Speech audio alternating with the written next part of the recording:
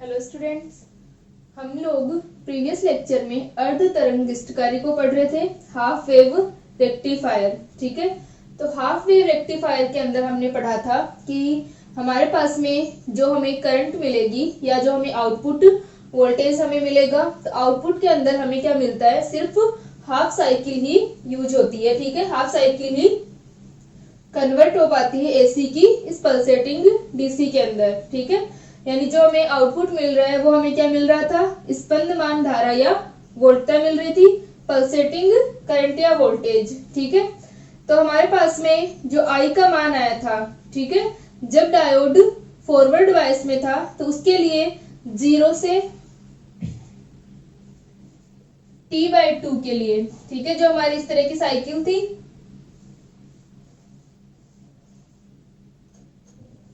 और ये हमारा क्या था, T का मान था, और ये हमारे पास में आउटपुट वोल्टेज थी। तो इसके अंदर हमारे पास में सिर्फ 0 से T/2 के लिए I = Im sin omega t हमें मिला था। हमने I का फॉर्मूला लिखा था कि जो हमारी वोल्टेज होगी Em sin omega t upon जो हमारा रेजिस्टेंस है सर्किट के अंदर। तो रेजिस्टेंस क्या था, एक तो R + RL, जहां पर R हमने जो ट्रांसफॉर्मर का रेजिस्टेंस था उसकी सेकेंडरी कॉइल, प्लस डायोड का जो फॉरवर्ड रेजिस्टेंस था वो हमने लिखा था। तो ये हमारे पास में I = Im sin omega t हमें मिला था। ठीक है, तो अब जो हमें आउटपुट मिला है वो क्या होगा, पल्सेटिंग होगा, यानी टाइम के साथ में वेरी करता है। ये यूनिडायरेक्शनल तो है, ठीक है, एक दिशिक तो है, इसकी डायरेक्शन तो एक ही होगी, टाइम के साथ में डायरेक्शन चेंज नहीं कर रहा, लेकिन क्या होगा, इसका मान जो है वो, ठीक है, हम देख सकते हैं जैसे जैसे टी चेंज हो रहा है इसका मान चेंज हो रहा है। ठीक है, यहाँ पर बढ़ रहा है फिर कम हो रहा है। तो इस प्रकार क्या हो रहा है कि टाइम के साथ में आउटपुट वैल्यू जो है वो वेरी करती है।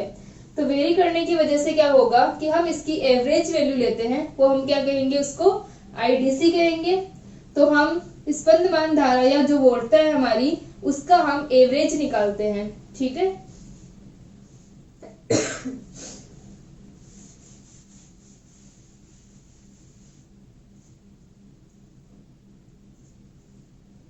तो एवरेज वैल्यू हमारे पास में होगी, हम लिख सकते हैं कि जो हमारी परिवर्ती धारा या वोल्टता है उसका औसत मान जो होगा I = 1/T 0 to T I dt।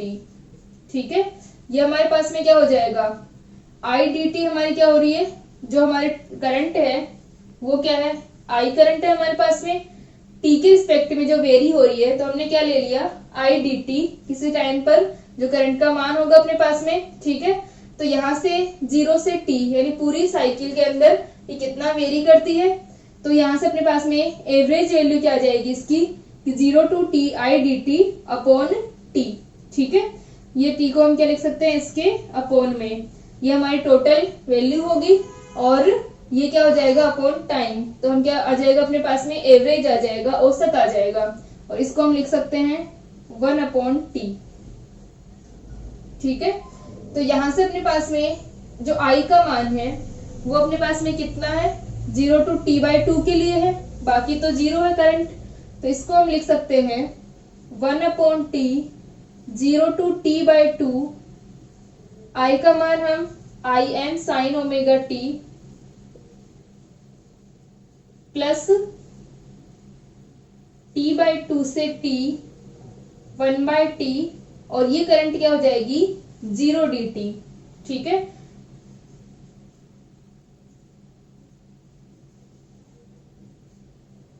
तो ये अपना क्या है, Im sin omega t dt plus 1/T T/2 to T और 0 to 0 dt। तो ये तो वैल्यू 0 हो गई, इसको हम हटा दे, तो अपने पास आ जाएगा I dt = 1/T 0 to T/2 Im sin omega t dt।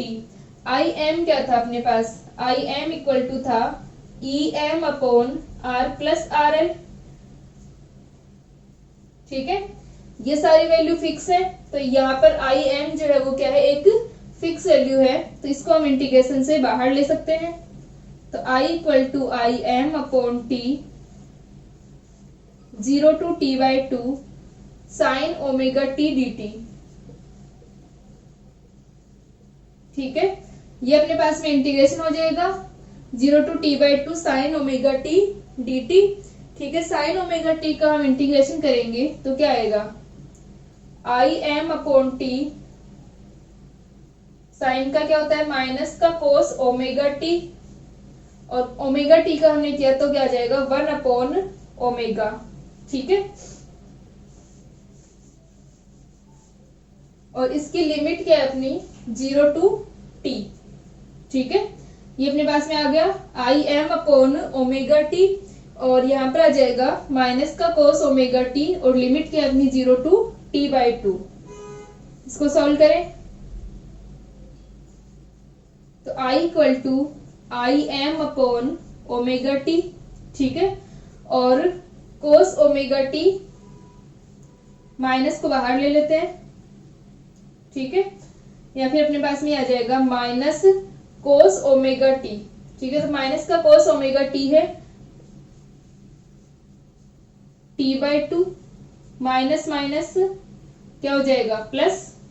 ठीक है, और 0, तो इसकी वैल्यू क्या होती है कोस 0।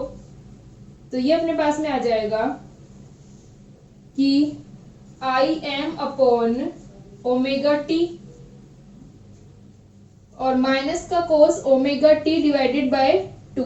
तो जो हमारा ओमेगा टी है, ओमेगा टी इक्वल टू क्या होगा 2 पाई होगा, यानी जो हमारी कंप्लीट जो ये वैल्यू आएगी वो किसके लिए, कितने टाइम इसके लिए है, वैल्यू के लिए 2 पाई के लिए। ठीक है, हमारा जो पीरियड है वो कंप्लीट कितना है 2 पाई का। तो यहाँ से ओमेगा टी इक्वल टू क्या है 2 पाई है, तो ये जो हमारा एंगल होगा वो कितना आ जाएगा 2 पाई का। तो यहाँ पर हम रख सकते हैं ओमेगा टी इक्वल टू 2 पाई, तो माइनस का कोस 2 पाई डिवाइडेड बाय 2 प्लस 1, और इसकी वैल्यू आ जाएगी Im/ओमेगा टी का मान 2 पाई, और कोस पाई की वैल्यू क्या होती है -1 होती है, तो 1 + 1।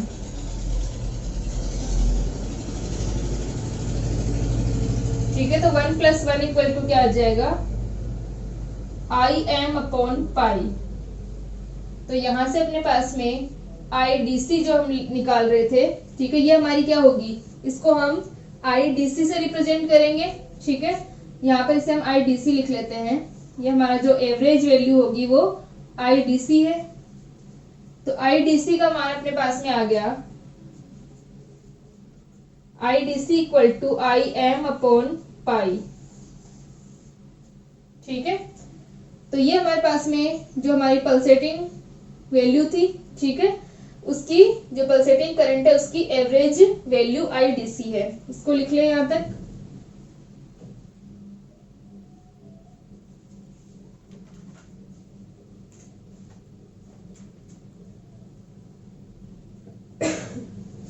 ठीक है, यहां तक हो गया अपने पास में। अब IDC का मान अपने पास आ गया। अब हम क्या निकाल सकते हैं EDC, वोल्टता का औसत मान।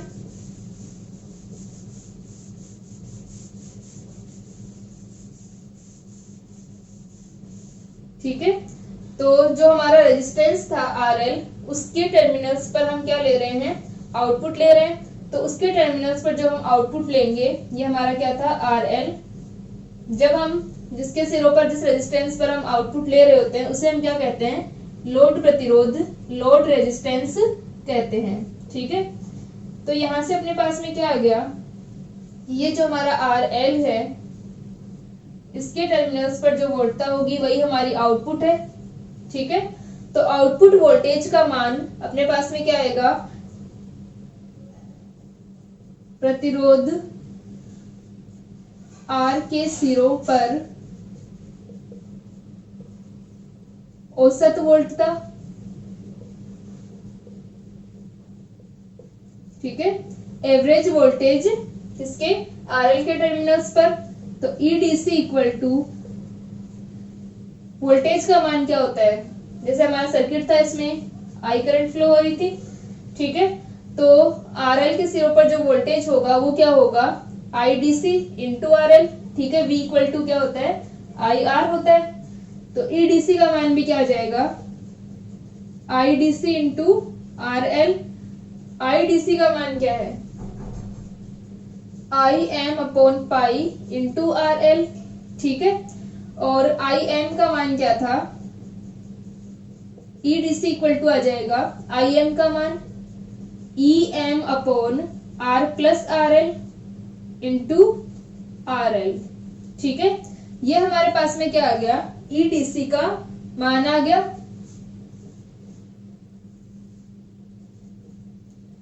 ठीक है, I M upon pi E M upon R plus R L, ये तो किसका मान है, आई एम का, और ये आ जाएगा अपॉन में पाई इंटू आर एल।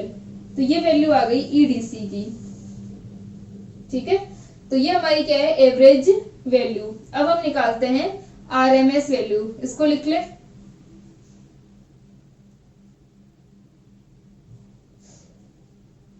ठीक है, तो अब हम आरएमएस वैल्यू निकालेंगे।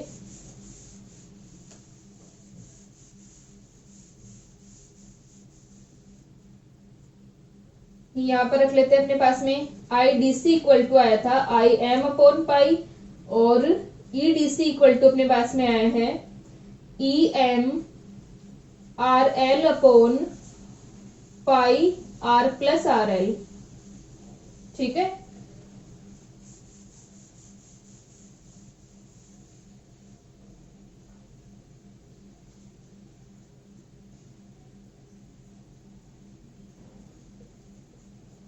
ठीक है, धारा और वोल्टता दोनों का निकाल रहे हैं, तो धारा तथा वोल्टता कर लेना है इसको।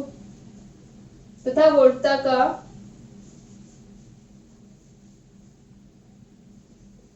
वर्ग माध्य मूल मान, ठीक है।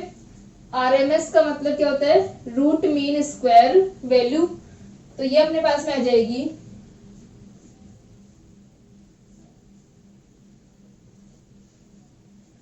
RMS value of pulsating current voltage, ठीक है। तो ये अपने पास में आ गया आरएमएस क्या है, root mean square value.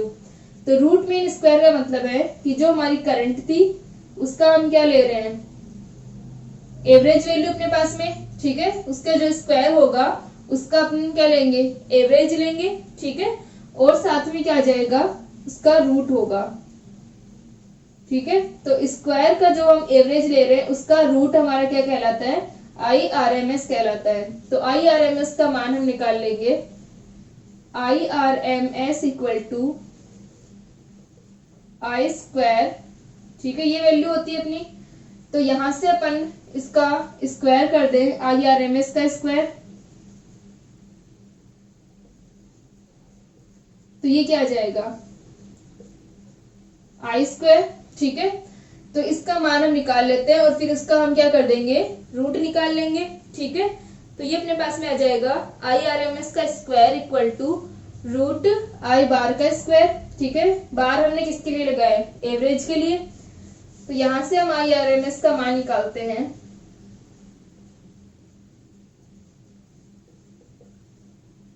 One upon T, ठीक है। आई बार क्या है हमारा, किसको डिनोट करेगा, एवरेज को। तो एवरेज हमारा क्या था, one upon T, zero to T I square D T, ठीक है। यहाँ पर हम इसका वर्ग का माध्य निकालेंगे। तो वर्ग का माध्य स्क्वायर का मीन लेंगे। तो स्क्वायर का मीन हमारा क्या हो जाएगा, आई बार, ठीक है, आई स्क्वायर का बार।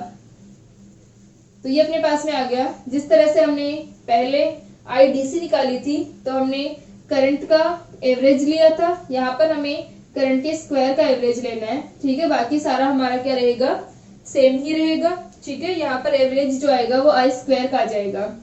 तो ये अपने पास आ जाएगा one upon T, zero to T by two, ठीक है, आई स्क्वायर डी टी। तो आई का हमारा मान क्या है, I M sine omega T. तो यह आ जाएगा आई M square sine square omega T D T, ठीक है। तो ये अपने पास में वैल्यू आ गई one upon T, zero to T by two, I M square sine square omega T D T. तो यहाँ से बाकी जो प्लस में आएगा वो क्या हो जाएगा, जीरो। तो इसको हम लिख सकते हैं 1/t 0 to t/2। im square को हम बाहर ले लें, ठीक है। im स्क्वायर को हम बाहर ले लेंगे तो अपने पास में क्या आ जाएगा, sign square omega T dt, ठीक है। और इसको हम लिख सकते हैं im का square upon t 0 to t/2 sign square omega T. Sine square theta को हम क्या लिख सकते हैं, cos 2 थीटा -1 डिवाइडेड बाय 2, ठीक है। क्योंकि cos 2 थीटा का फॉर्मूला क्या होता है, 1 माइनस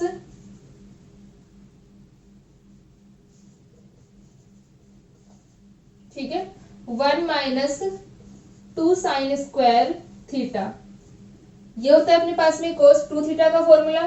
तो 2 साइन स्क्वायर थीटा का मान क्या हो जाएगा, इसको हम इधर ले आएंगे और cos 2 थीटा को उधर ले जाएंगे, तो 1 माइनस cos 2 थीटा, और यहाँ पर अपने पास में क्या है, साइन स्क्वायर ही ओनली, तो इसकी जगह हम 2 को भी अपॉन में ले जाते हैं, तो ये आ जाएगा 1 minus cos 2 theta divided by 2।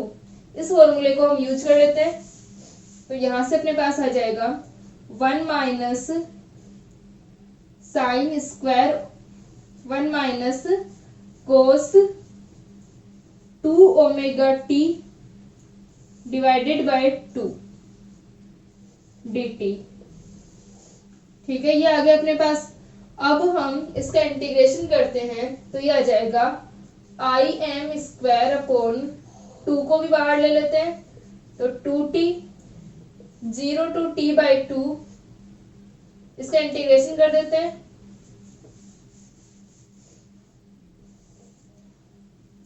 तो 1 का हमने किया तो ये हो गया t minus cos 2 omega T. cos 2 omega T का करेंगे तो ये हो जाएगा sine 2 omega T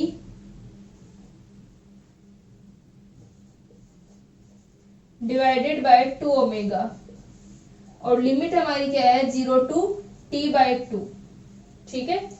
0 to t/2 limit, तो इसको सोल्व करें तो आई एम स्क्वायर अपॉन 2t, इसके अंदर हमने लिमिट रखी तो t/2 माइनस 0, तो कितना आ जाएगा t/2 आ गया,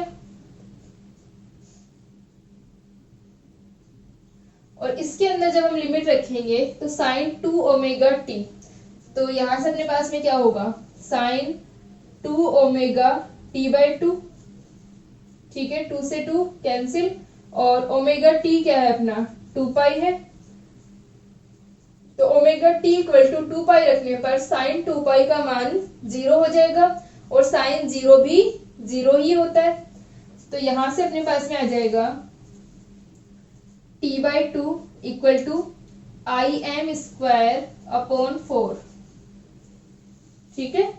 t से t कैंसिल, आई एम स्क्वायर अपॉन 4, तो जो हमारा आई आर एम एस का स्क्वायर था वो कितना आ गया, आई एम स्क्वायर अपॉन 4 आ गया, तो आई आर एम एस का मान क्या हो जाएगा आई एम डिवाइडेड बाय 2, ठीक है।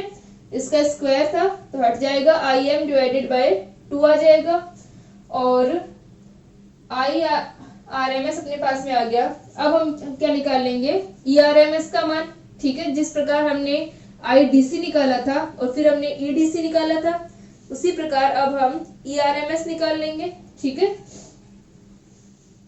यहां तक लिख ले इसको एक बार,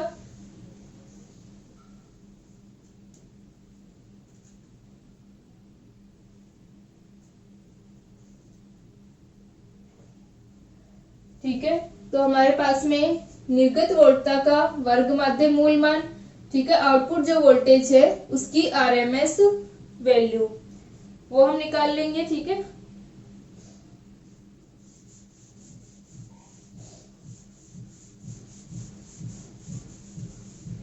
तो हम लिख लेंगे निर्गत वोल्टता का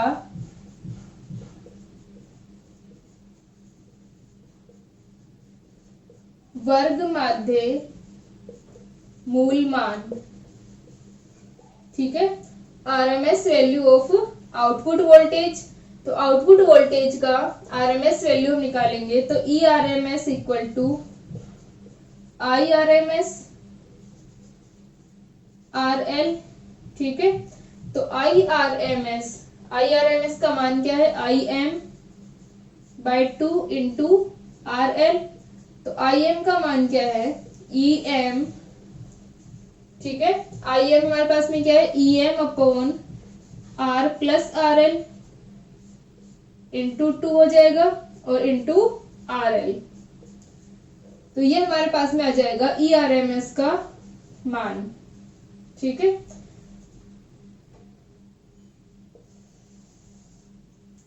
तो यहां से हम IRMS इक्वल टू Im/2 और ERMS इक्वल टू हो जाएगा EMRL/2R प्लस RL, ठीक है।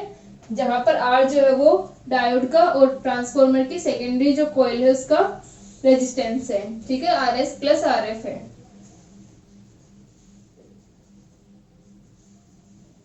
ठीक है। ये हो गया अपने पास में। अब हम निकालते हैं एफिशिएंसी, दक्षता, ठीक है। कोई भी हम उपकरण ले, ठीक है, कोई भी हमारा सर्किट है जो भी हम यूज ले रहे हैं, तो वहां पर हम क्या देखते हैं, उसकी दक्षता को देखते हैं, एफिशिएंसी को देखते हैं, ठीक है। एफिशिएंसी क्या होगी कि हमें जो वैल्यू चाहिए, यानी जो हमें आउटपुट चाहिए उसको वो कितना दे पा रहा है। यानी हमें क्या चाहिए कि हम एसी को डीसी में कन्वर्ट कर रहे हैं, ठीक है। तो जब हम एसी को डीसी में कन्वर्ट कर रहे हैं तो हमारा जो हाफ वेव रेक्टिफायर है वो एसी को कितना डीसी में कन्वर्ट करता है, ठीक है। तो इसके लिए हम क्या निकालते हैं, एफिशिएंसी निकालते हैं इसकी, ठीक है। यहाँ तक लिख लीजिए इसको। फिर हम क्या निकालते हैं, एफिशिएंसी,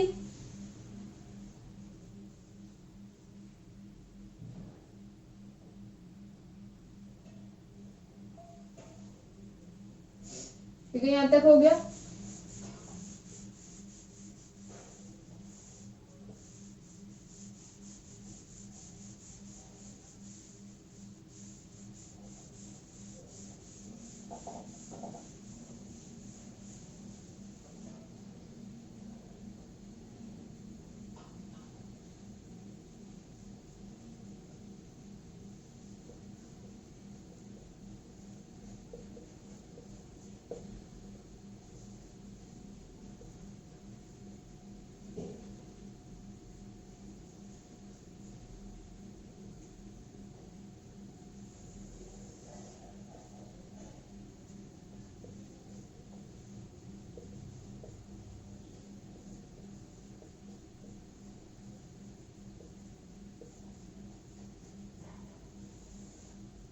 दिष्टकारी की दक्षता, ठीक है। दिष्टकारी की जो दक्षता होती है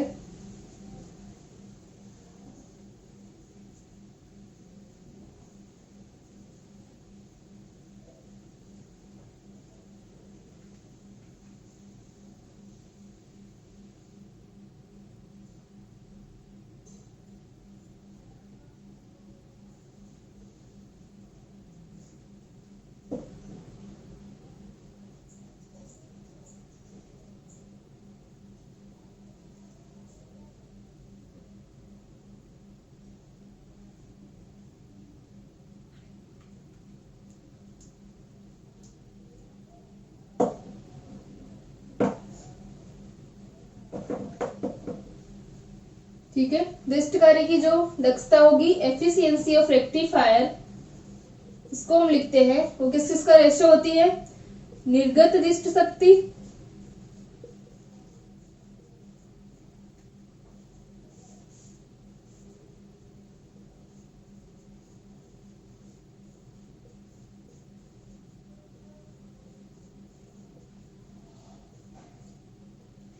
ठीक है, अपॉन निविष्ट प्रत्यावर्ती शक्ति,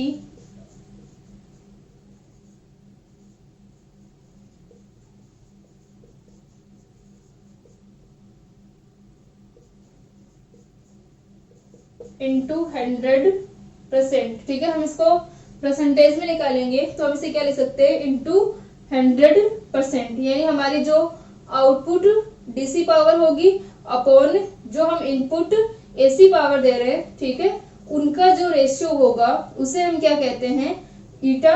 ये हमारी क्या होती है, एफिशिएंसी होती है। ठीक है, तो इसे हम जो हमारी निर्गत दिष्ट शक्ति और निविष्ट प्रत्यावर्ती शक्ति, इनका मान निकाल लेंगे और इनका जो रेशियो होगा वो हमारी क्या होगी, एफिशिएंसी होगी रेक्टिफायर की। तो हमारी जो निर्गत दिष्ट शक्ति है उसको हम लिख सकते हैं, ये हमारी क्या है,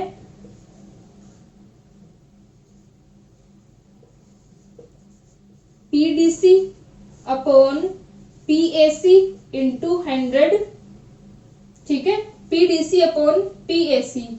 तो पीडीसी का मान हम निकाल लेंगे और पीएसी का मान हम निकाल लेंगे। पी का हमारा फॉर्मूला क्या होता है, पावर का। ठीक है, इसका हमारे पास में फॉर्मूला होता है VI। ठीक है, P इक्वल टू क्या होता है, VI होता है, और V को हम क्या लिख सकते हैं, IR लिख सकते हैं। तो ये हो जाएगा I²R। ठीक है, जहां पर P क्या हमारी पावर है, तो पावर का हमारा जो फॉर्मूला होगा वो ये हो जाएगा वोल्टेज इंटू करंट। तो यहाँ से P इक्वल टू हमारे पास में आ गया I²R। ये फॉर्मूला रख के हम PDC और PAC का मान निकाल लेते हैं। तो PDC इक्वल टू आ जाएगा PDC इक्वल टू IDC का स्क्वायर। ठीक है, इंटू R हम कौन सा लेंगे, IDC क्या है हमारी, IDC क्या है, आउटपुट जो हमें मिल रहा है वो है। ठीक है, तो हमारी जो आउटपुट करंट है, अगर हम PDC का मान लें तो PDC क्या हो गई, हमारी आउटपुट जो पावर है वो। तो यहाँ से जो आउटपुट होगा उसके लिए हम रेजिस्टेंस कौन सा लेंगे, RL लेंगे, क्योंकि RL के टर्मिनल्स पर ही हम क्या ले रहे हैं, आउटपुट ले रहे हैं। तो ये आ जाएगा PDC इक्वल टू IDC का स्क्वायर इंटू RL, और IDC का हमारे पास में मान है IM अपॉन पाई। तो IM का square upon pi into RL। ठीक है, IDC का स्क्वायर तो IM square upon pi square into RL। इसी प्रकार यदि हम निकालें PAC,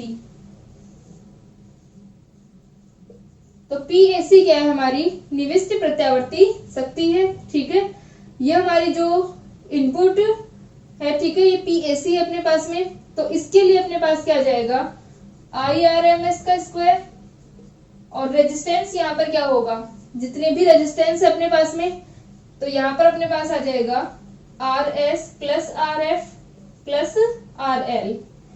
टोटल जो रेजिस्टेंस था हमारे सर्किट के अंदर, तो RS plus RF plus RL। तो PAC के अंदर आएगा IRMS का square into RS plus RF plus RL को हम क्या लिख सकते हैं, R प्लस RL। तो यहां से PAC इक्वल टू हो जाएगा IRMS का स्क्वायर IM का स्क्वायर डिवाइडेड बाय 4। ठीक है, और R प्लस RL। तो ये अपने पास में PDC और PAC का मान आ गया। इनका हम रेशियो लिख लें।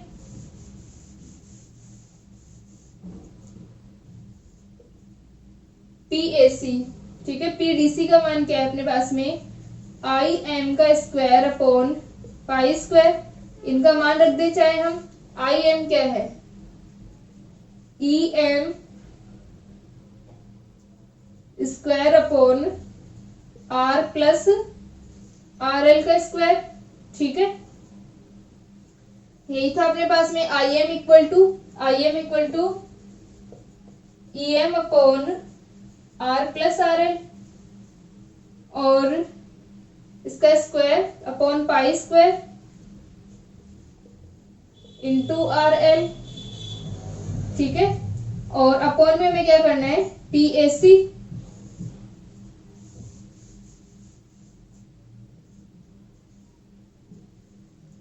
तो PAC का मान क्या है, IM का स्क्वायर अपॉन 4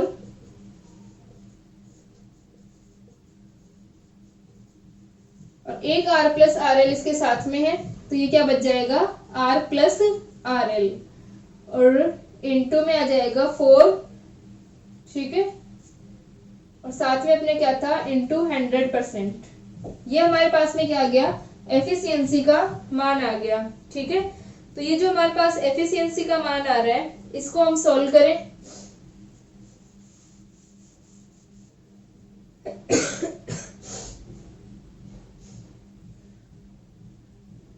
तो यहां से अपने पास में ये आ जाएगा EM स्क्वायर से EM square cancel, R plus RL से कैंसिल, ठीक है, और एक RL यहाँ बच जाएगा अपॉन में पाई स्क्वायर और ये 4, तो ये बच गया अपने पास में 4RL, ठीक है, 4 ऊपर चला जाएगा और ये क्या है pi square R plus RL, ठीक है, ये अपने पास में बच जाएगा 4 upon pi square RL upon R plus RL into 100%।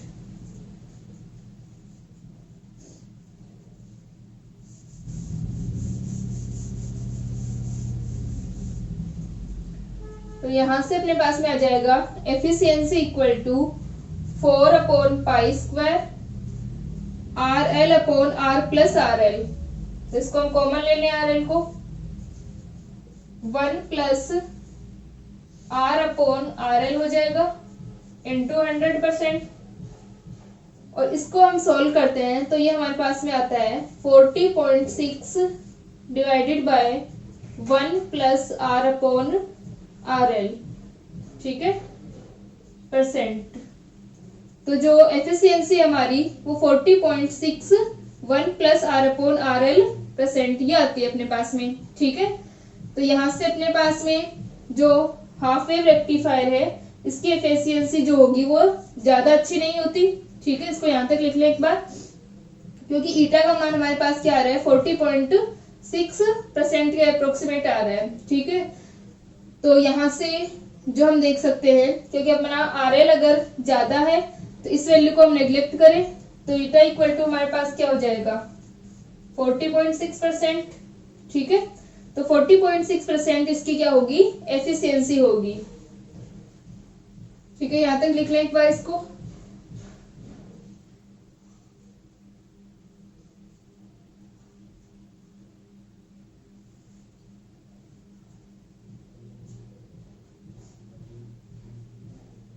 ठीक है, यहां तक हो गया। तो यहां से हम ये भी देख सकते हैं कि यदि हम RL के मान में वृद्धि करते हैं तो जो हमारी ईटा की वैल्यू है वो क्या होगी इंक्रीज होगी, और मैक्सिमम हमारी ईटा की वैल्यू कितनी आ सकती है 40.6% आती है, ठीक है।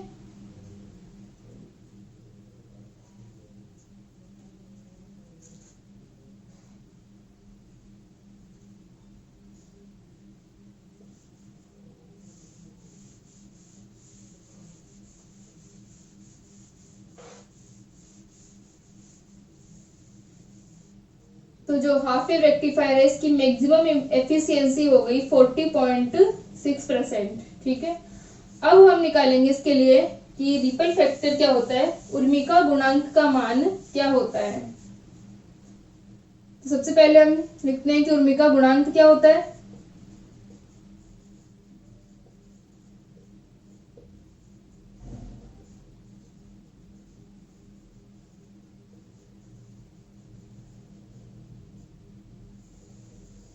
रिपल फैक्टर, ठीक है, हमारे पास में जो हमें आउटपुट मिलता है, आउटपुट हमारा क्या होगा पल्सेटिंग होता है, ठीक है, यानी ये टाइम के साथ में वेरी करता है, एक फिक्स वैल्यू नहीं होती, ये ओनली क्या होगा यूनिडायरेक्शनल होगा, एक दिशिक होगा, लेकिन हमारा जो आउटपुट होगा वो पल्सेटिंग होगा। तो हमें जो आउटपुट पार्ट मिल रहा है उसमें कितने पल्स हैं, ठीक है, यानी वो कितना वेरी कर रहा है उसका मेजरमेंट हम किससे लेते हैं रिपल फैक्टर से, या फिर हम देख सकते हैं कि उसके अंदर कितने स्पंद विद्यमान हैं, ठीक है, उसे हम क्या कहते हैं उर्मिका गुणांक कहते हैं।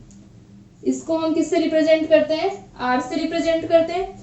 R का मान होता है अपने पास में IAC अपॉन IDC, ठीक है, R इक्वल टू होता है IAC अपॉन IDC। यदि R का मान हमें कम मिल रहा है, ठीक है, R का मान कम मिलने का मतलब है कि जो हमारा आउटपुट पार्ट है उसमें रिपल कम है, उसमें पल्स जो है वो कम है, और हमें क्या मिला है अधिकतर पार्ट हमारा DC में कन्वर्ट हुआ है, क्योंकि हम क्या ले रहे हैं IAC अपॉन हमारा IDC है। ठीक है। तो ISC अपॉन IDC का जो हमारा रेशियो है, यदि ये 1 से कम होगा, 1 से कम होने का मतलब है कि ISC का मान लेस देन IDC होगा। ठीक है, इसका मतलब हमें आउटपुट के अंदर IDC ज्यादा मिला है और ISC कम मिला है। और यदि हमारा ISC अपॉन IDC का मान ग्रेटर देन 1 है, तब क्या होगा कि हमारा ISC जो है वो क्या रहेगा, ग्रेटर देन IDC रहेगा। तो उस कंडीशन में क्या होगा कि आउटपुट के अंदर हमें ISC ज्यादा मिला है और IDC कम मिला है। यानी रिपल फैक्टर से हम ये मेजर करते हैं कि जो हमारा आउटपुट है उसके अंदर कितने पल्स विद्यमान है। ठीक है, कितने पल्स उसमें हैं या वो कितना रिपल कर रहा है, कितना वो टाइम के साथ में वेरी हो रहा है। या हम ये देख सकते हैं कि हमारा DC पार्ट कितना है और AC कितना है। हमारे पास में आउटपुट में DC ज्यादा मिल रहा है हमें या AC ज्यादा मिल रहा है। तो जो हमारा हाफ वेव रेक्टिफायर होता है, यहाँ से हम R equal to ISC upon IDC से इसका मान निकाल लेते हैं। तो जो हमारा हाफ वेव रेक्टिफायर होगा, ठीक है, इसके अंदर क्या होता है, इसके अंदर हमें R का मान 1.21 के आसपास मिलता है। तो इससे हम देख सकते हैं कि इसके अंदर ISC का पार्ट ज्यादा है और IDC का पार्ट कम है, क्योंकि हमारा आउटपुट क्या होता है, मिक्स होता है। ISC प्लस IDC हमें मिलता है। ठीक है, तो यहाँ से R का मान 1 से अधिक होने का मतलब है कि ISC का मान ज्यादा है और IDC का मान कम है। तो इसीलिए जो हमारा हाफ वेव रेक्टिफायर होता है वो क्या करता है, DC को कम, इसको SC को कम कन्वर्ट कर पाता है। तो जब हम फुल वेव रेक्टिफायर यूज करते हैं वहां से हमें R का मान और कम मिलता है, यानी वो अधिक अच्छा होगा।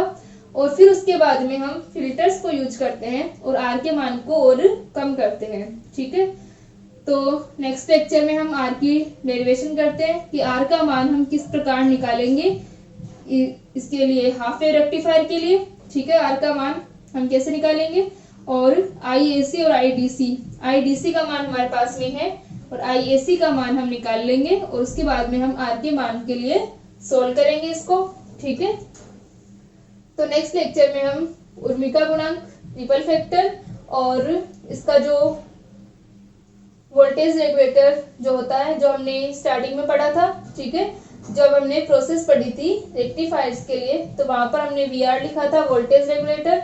तो उसका मान किस प्रकार हम निकालते हैं वो सब हम पढ़ेंगे। ठीक है।